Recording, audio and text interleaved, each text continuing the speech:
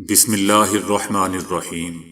السلام علیکم دوستو، دنیا بھر کی خبروں میں آج آپ سنیں گے، لیکن اس سے پہلے اگر ہو سکے تو لائک اور سبسکرائب کا بٹن ضرور دبا لیں۔ شکریہ۔ امریکہ کی خارجہ تعلقات کی کمیٹی نے ایک رپورٹ میں افغانستان سے امریکی فوجیوں کے ذلت امیز انخلا پر جو بائیڈن حکومت پر کڑی تنقید کی ہے، جس میں کہا گیا ہے کہ یہ فیصلہ سیکیورٹی کی صورتحال دوحہ سمجھوتے یا امریکہ اور اس کے اتحادیوں کے قومی سلامتی کے سینئر مشیروں کی بنیاد پر نہیں کیا گیا۔ اس رپورٹ میں جو بائیڈن حکومت پر الزام لگایا گیا ہے کہ اس نے طالبان کے ہاتھوں کابل کے سقوط کر جانے کے سلسلے میں بے توجہی اور غفلت برتی۔ اس رپورٹ پر رد عمل میں وائٹ ہاؤس نے امریکی ایوان نمائندگان کی خارجہ تعلقات کی کمیٹی کے چیئرمین پر امریکی فوجیوں کے انخلا کی تفصیل سے پردہ اٹھانے اور اس سلسلے میں سابق صدر ٹرمپ کے کردار کی وضاحت پیش نہ کرنے کا الزام لگایا ہے۔ عمران خان نے کہا ہے کہ علی امین گنڈا پوری کے ساتھ کھڑا ہوں، اس کے بیان پر معافی مانگنے والا بزدل ہے۔ علی امین کے بیان پر معافی مانگنے والا بزدل ہے، اسے پارٹی میں نہیں ہونا چاہیے، وہ پارٹی چھوڑ دے۔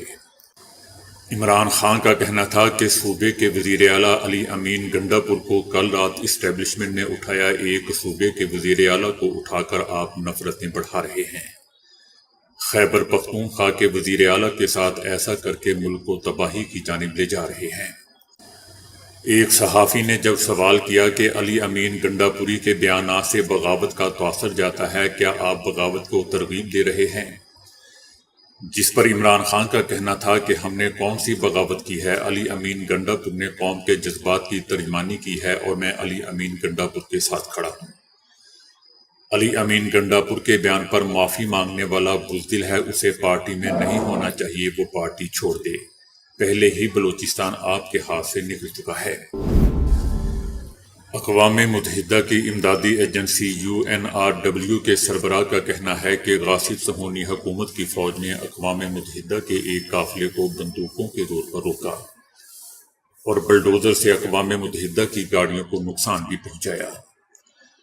اسرائیلی فوج نے پولیو ویکسین کے لیے غزہ میں موجود اقوام متحدہ کے عملے کو گرفتار کر کے دھمکی دی ہے اور یہ واضح نہیں ہے کہ پولیو ویکسینیشن کل شمالی غزہ میں ہوگی یا نہیں۔ ان کا کہنا تھا کہ اقوام متحدہ کے قافلے کو وادی غزہ چیک پوسٹ کے فوراً بعد روکا گیا اور اقوام متحدہ کے عملے کو بندوق کی نوک پر گرفتار کرنے کی دھمکی دی گئی۔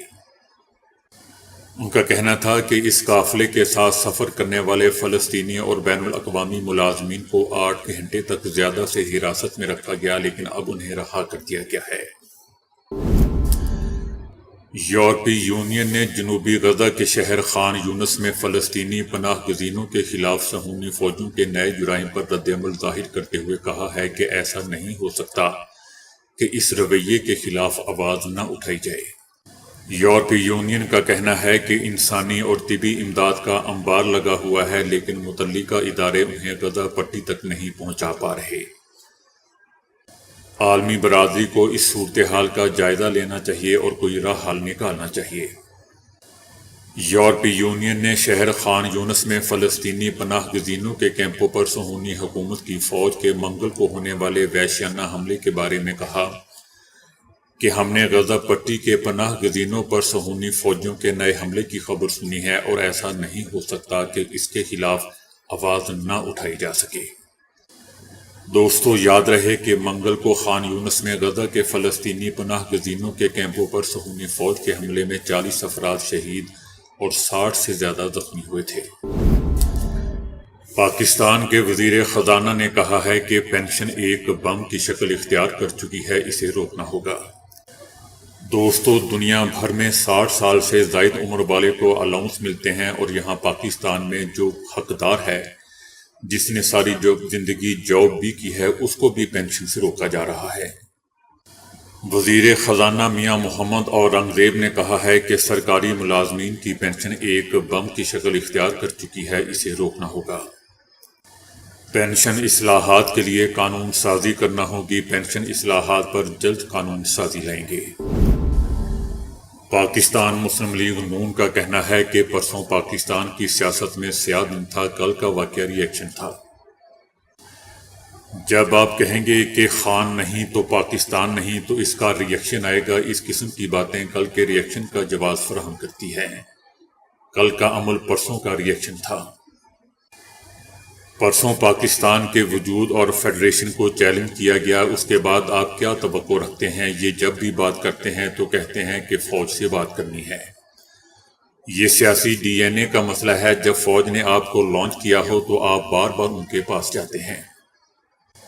اتوار کا جلسہ ملکی تاریخ کا سیاہ ترین دن تھا جو فوج کو للکار رہا ہے۔ علی امین گنڈا پور نے 15 دن کا کہا تھا، 2 روز گزر چکے ہیں۔ ہمت تو آ کر دکھائیں، ہم انتظار کر رہے ہیں۔ ان لوگوں میں اتنی منافقت ہے۔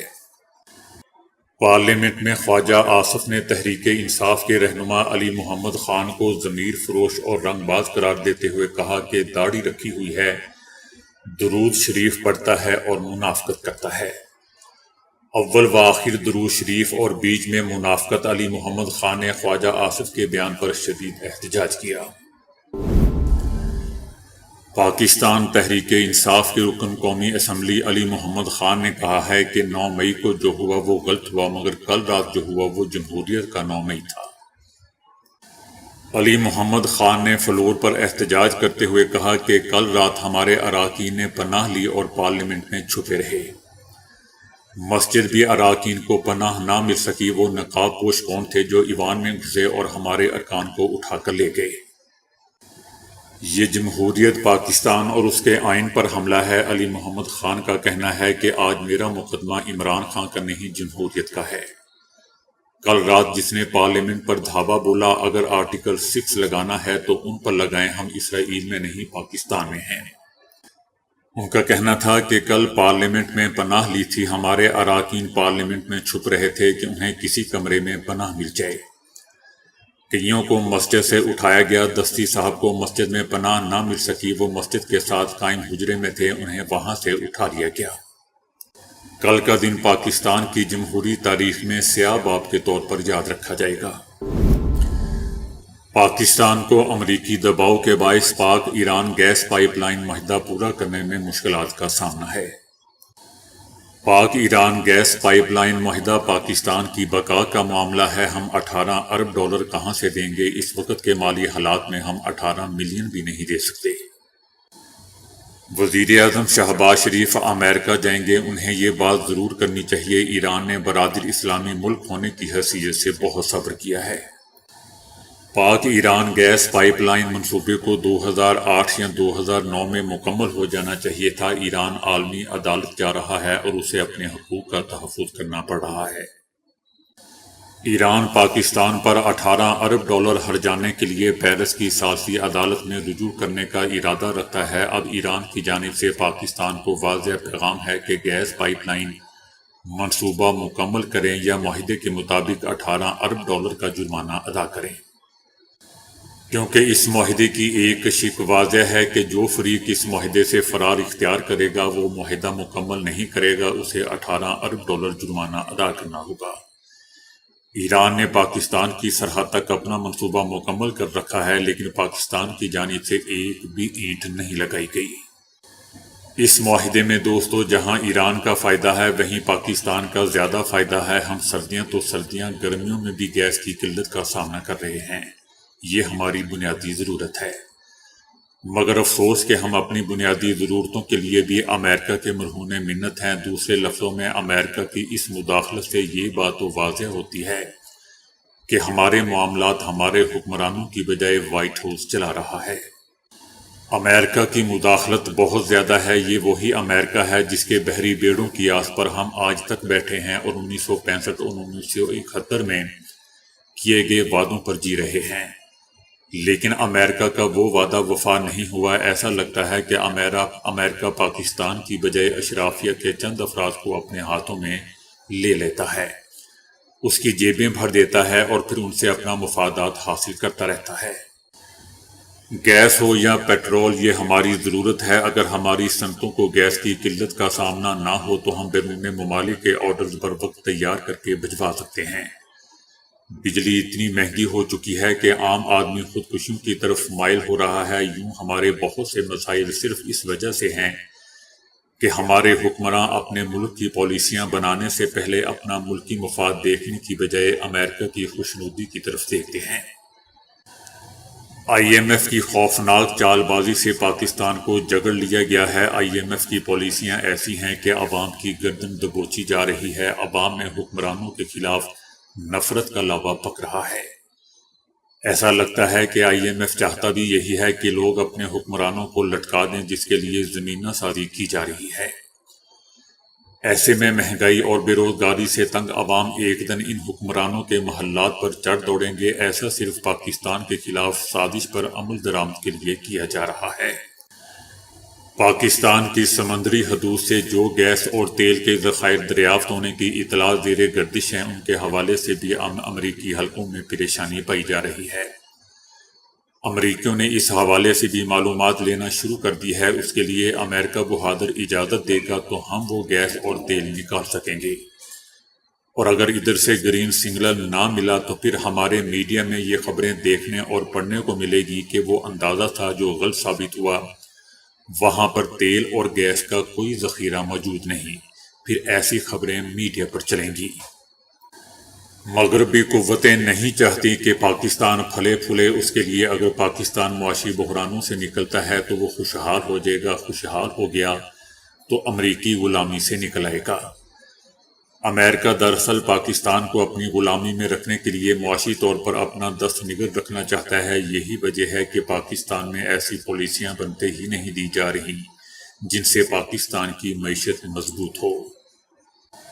ایران کے ساتھ بجلی، گیس اور پیٹرول کا معاہدہ ہوتا ہے تو اس سے پاکستان کی صنعتیں مستحکم ہوں گی، روزگار کے مواقع پیدا ہوں گے، مگر امریکہ چاہتا ہے کہ ہم ڈالروں کی بساتیوں پر ہی زندگی گزاریں۔